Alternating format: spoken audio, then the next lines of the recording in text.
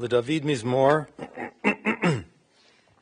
L'Adonai haaretz umloa tevel v'yoshveva, ki hu al yamim yisada ve'al nehorot yichoneneha, mi ya'aleh bahar Adonai, u'mi yakum bimkom kadsho, neki chapayim uvar levav, asher lo nasa la'ashav nafshi v'lo nishba l'mirma. The earth is the Lord's, with all of its fullness. The world is the Lord's, with all of its inhabitants. Who may ascend the mountain of the Lord? Who may stand in the holy place? He who has clean hands and a pure heart. He will receive a blessing from the Lord and a just reward from the God of deliverance. Mizmor LeDavid Adonai miyagur bi'alecha mi yishkon bahar kadshecha holech tamim u'poel tzedek v'dover emet bilvavo. O Lord, who will dwell in your sanctuary, who will live with you upon your holy mountain, he who lives with integrity, who does what is right, who speaks the truth in his heart, who does no evil to a fellow human being. Whoever does these things shall stand firm forever. Larry loved the dictionary. He loved words, and he loved choosing the right word, the precisely right word. He would tell you to look it up if you weren't sure of a word or if he wanted to teach you a word. So let's introduce today a new word to the dictionary. A phrase, really. The phrase is to be belled. What does it mean to be belled? It means to have Larry Bell approach you at a party, in the workplace, or at home.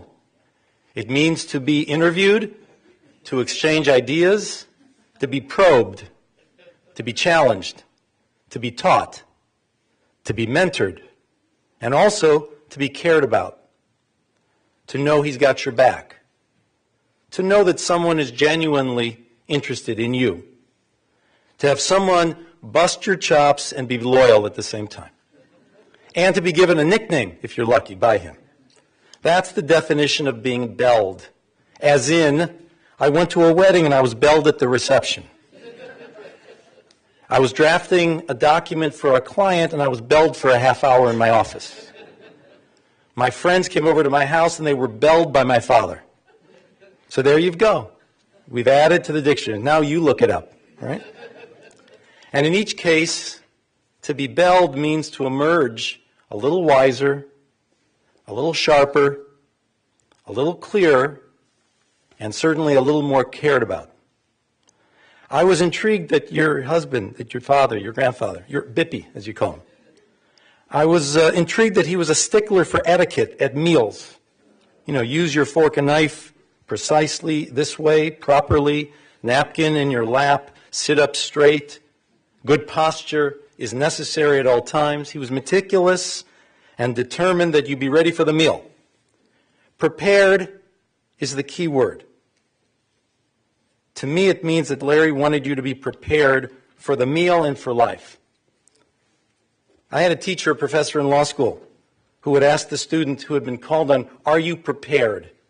And of course, there was only one acceptable answer. Larry Bell came prepared, and he wanted others to be prepared. And just as there is a way to sit at the table, there's a way to draft a contract, and there is a way to go about your life. And he had his way. And his way was an impeccable mind, a keen ability to absorb, analyze, and then communicate information, and then to express himself with conviction and with passion. He had impressive leadership skills ever since he was younger. And of course, I want to offer condolences to Howard and to Bruce today on your loss.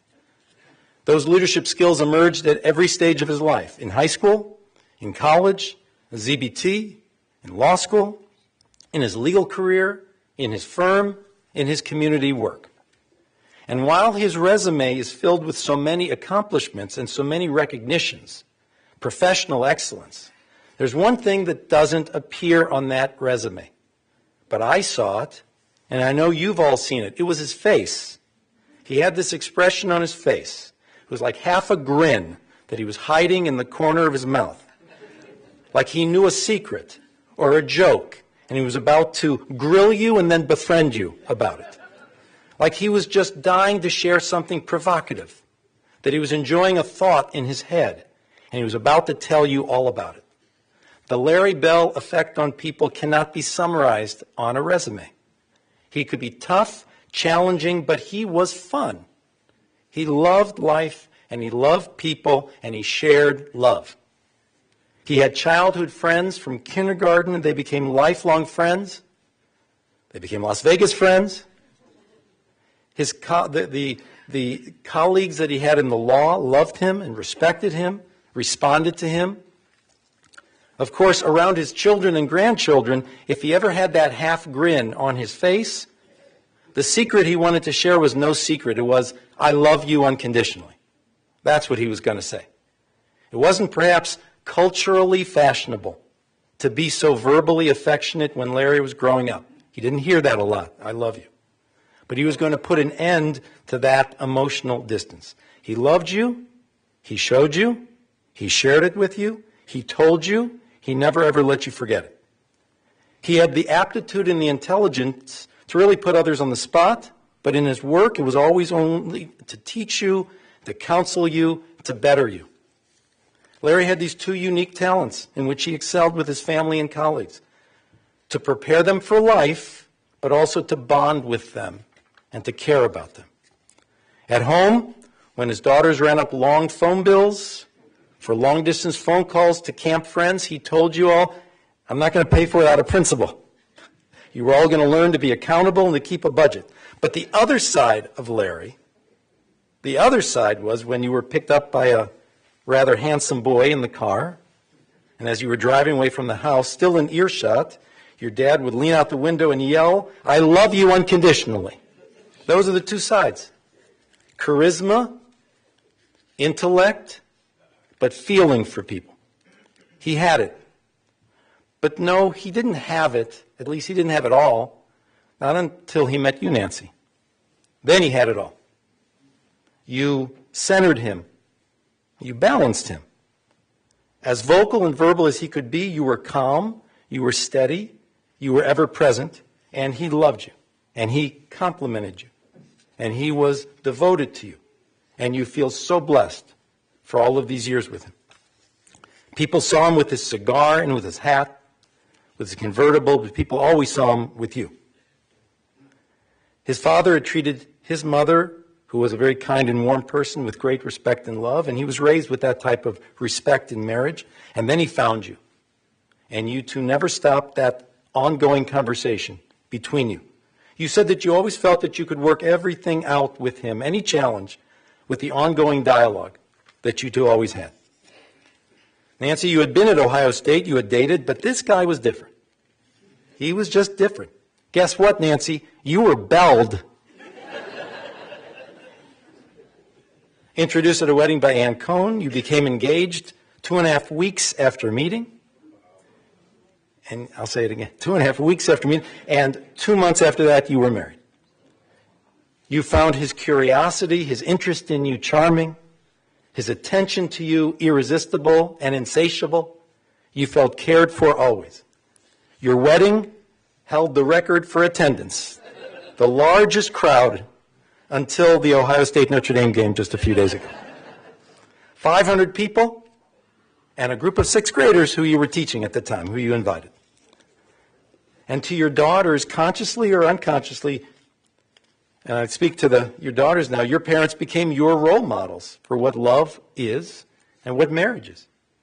You said you would spy on them, celebrating an anniversary or entertaining at a party or coming back from a night out. They were your parents, but they were also your ideal for a good and healthy marriage.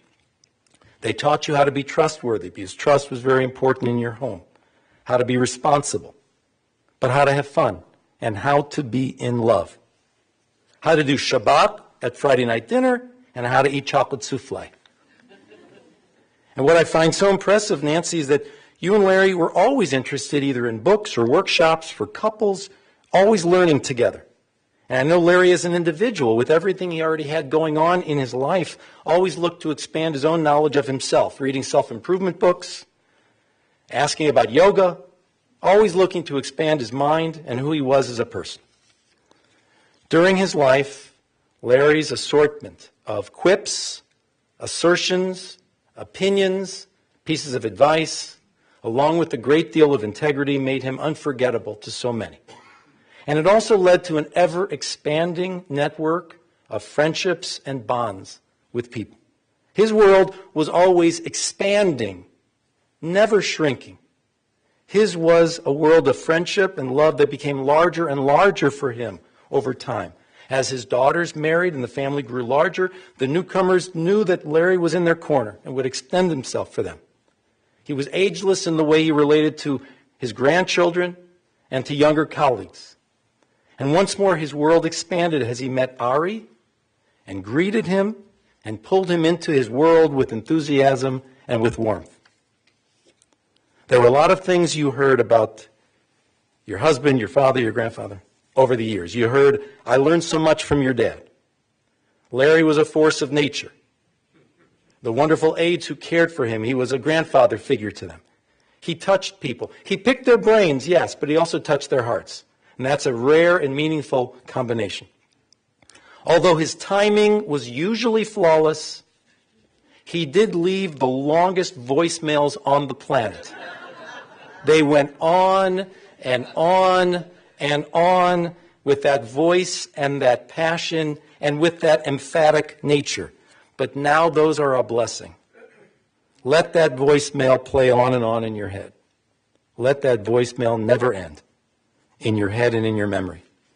He lived with a good name, and he dies with a good name. I want to call on, I think the grandchildren are going to come up.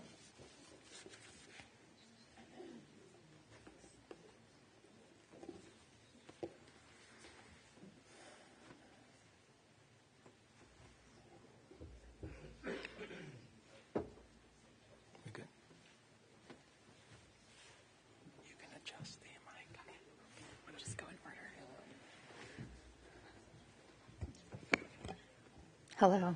We're just going to go in age order. I'm Rebecca. Okay. As the rabbi has shared, Bippy was clearly a force.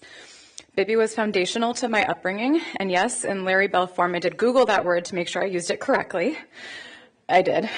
We were so lucky to have lived so close to our grandparents for our time in Cleveland, and they were real troopers, showing up to every single show and choir concert we were ever in. And he was always thrilled when someone asked if he was my dad. Big ego boost for him. It happened all the time. One memory I'll share is a phone call that we had. It was after one of my many milestones during a million years of school that I was in, and Bippy called to congratulate me. I'm so proud of you, he said. And then he paused. Actually, is that selfish? Do I get to be proud? I really should say I'm happy for you. I didn't do this work. I didn't raise you. So congratulations, sugar. I'm happy for you. But he did raise me.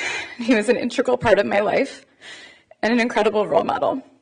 All he did was fill my cup to the brim with love and support. He gets to have as much pride in me as he wants. I love you, Bippy.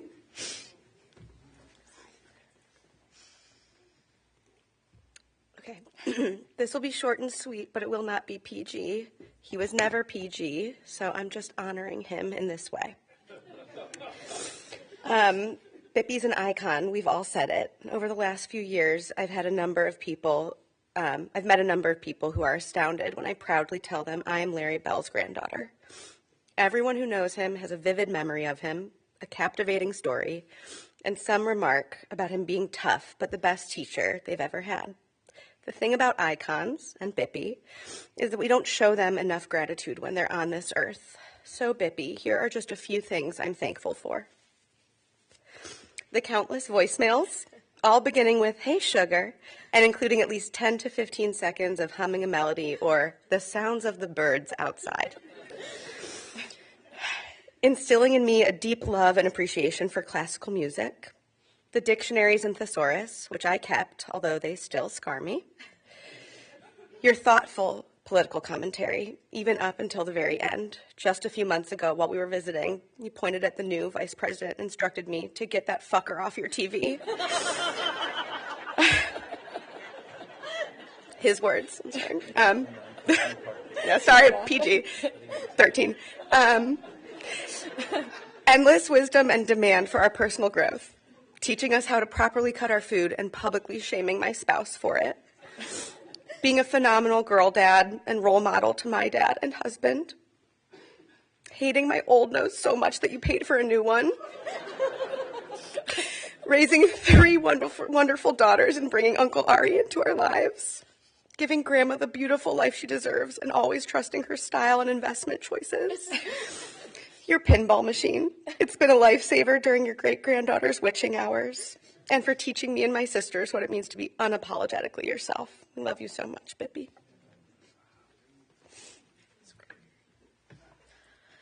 Okay, last one. Every voicemail that Bippy left me started with, Jamester, it's the Bipster. So, Bipster, it's the Jamester. As the baby of the family, I struggle with change. I am comforted by the constants in my life, and Bippy was one of them. Every choir concert, every Shabbos dinner, every bat mitzvah, every graduation, Bippy was there with pride in his eyes, a cigar in his pocket, and a snarky remark about how good he looks for his age. Some would say that he was a bit much, but not to me. To me, he was larger than life and everything I aspired to be. His biting humor, his commanding presence, criticisms, quirks, wisdoms, they didn't intimidate me. They inspired me. Our fierce bond was just like him, a force to be reckoned with. I'm not sure what it's like to be famous, but I would imagine it feels a bit like being Larry Bell's granddaughter. My entire life, no matter where we went, we ran into at least one person with a story about Bippy's illustrious impact on them. And every time I stood there with such pride. That's my grandfather. Bippy, I know that no matter what, you will still be a constant in my life. You may not physically be here, but you'll be with me always. At my wedding, throughout my career, at every milestone. You'll be there cheering me on and urging me to put down the second serving of dessert. You are a legend, and I love you unconditionally. I agree it was effective. The speaker, I agree this. Please rise, everybody. Oh, you're speaking. Come on up. Sorry. A late. That's right. And welcome Sarah to the meeting. Oh, I'm sorry. We didn't talk. It's my own. No. Okay. As has been said, my father is someone who expected people to be prepared, so I have 1 million pages of things, and they're not in order, but I'm going to be swift, Mom, I promise. One thing I'd like to play. I hope it will work.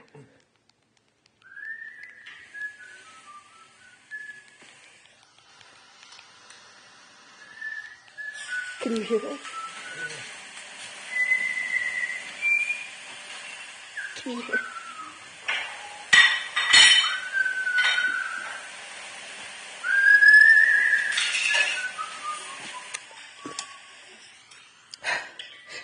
So one thing I hadn't thought about in a long time was my father's whistling.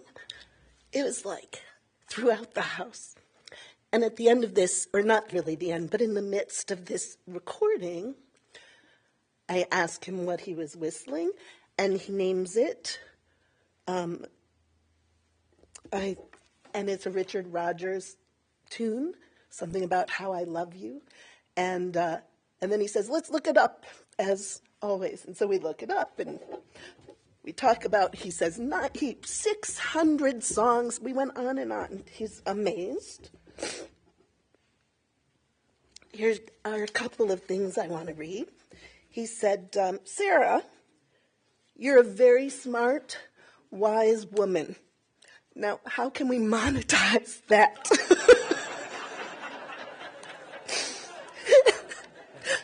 I don't know. Jessica, you think the Noom thing? Noom?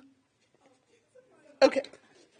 He said to me, you want me to finance you on Noom?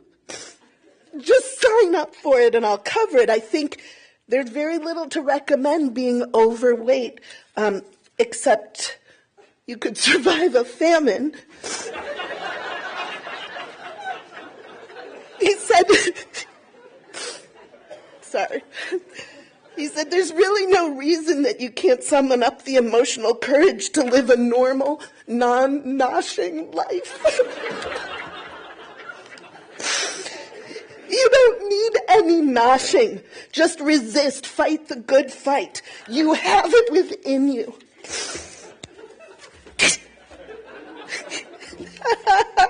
There's so many of these, but I have to say this one that's excellent, which is a little note. He sent a lot of these to all of us on his paper, and this says, to Sarah, date, May 6, 2002, R.E., lots of books to make you perfect.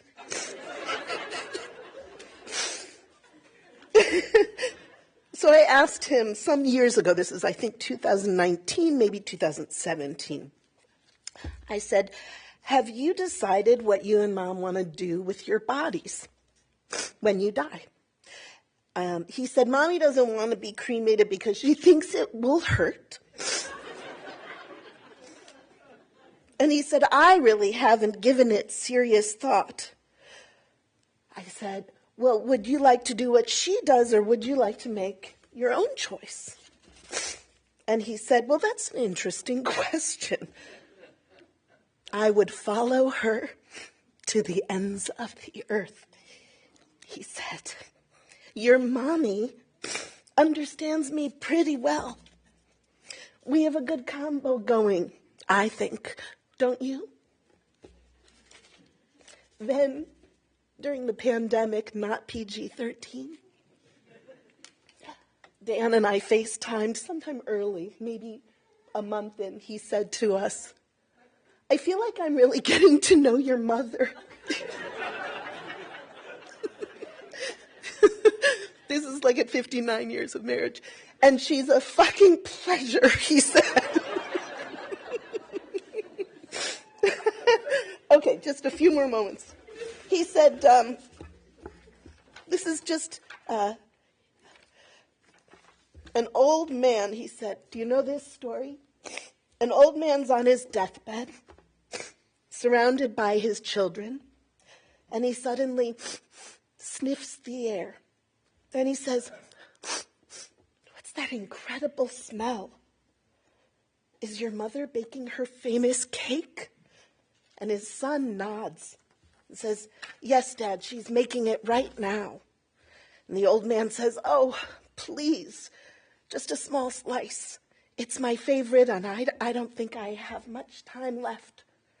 The son hesitates, my father said, looks at his siblings, and then replies, I'm sorry, Dad, it's for the Shiva. Okay, that's all. Did you tell him?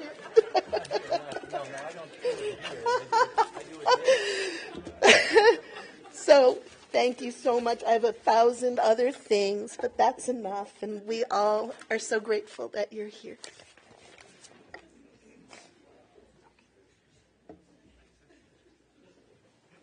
Let's rise for the memorial prayer.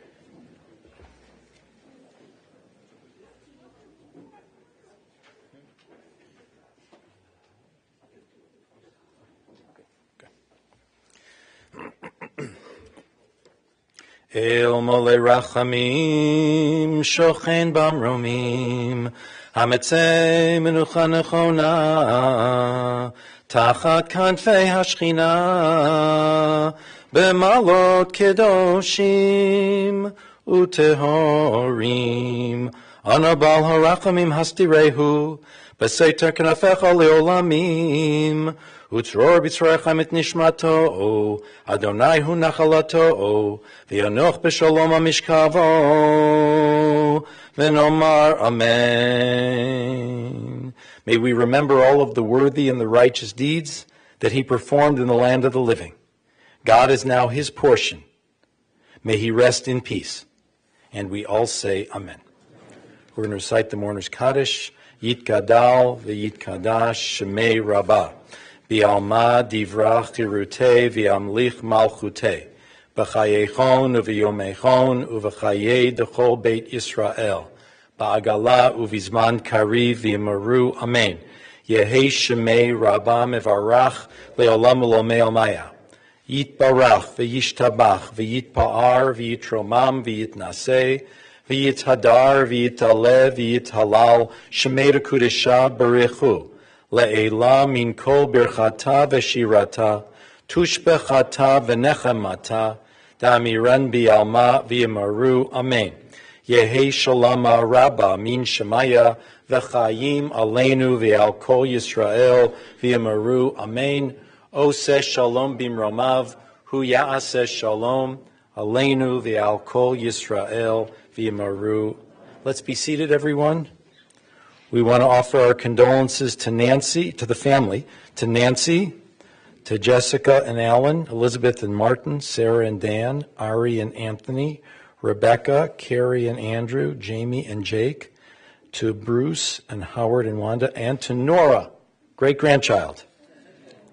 The family will be receiving visitors for the Shiva being observed today until 4:30 p.m. Today until 4:30 p.m., Saturday evening 7 to 9 p.m., Sunday from 1 to 5 p.m. at the Four Seasons, 26600 George Zeiger Drive in Beechwood, Four Seasons, building number 3. Please remain in your seats for another moment, and we'll adjourn in just a moment. We'll adjourn in just a moment.